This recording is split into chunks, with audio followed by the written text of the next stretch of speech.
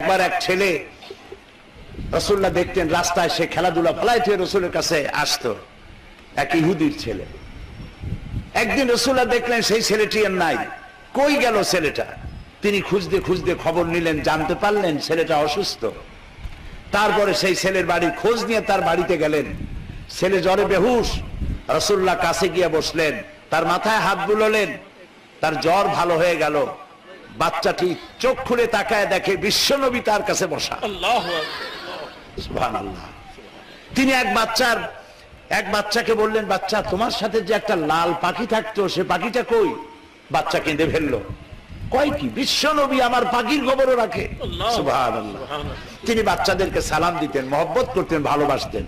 ওই যে তোমরা আমাকে প্রশ্ন করেছিলে যে আপনার নাতি জাতি আছে কিনা, থাকলে আপনি তাদেরকে সময় দেন কিনা।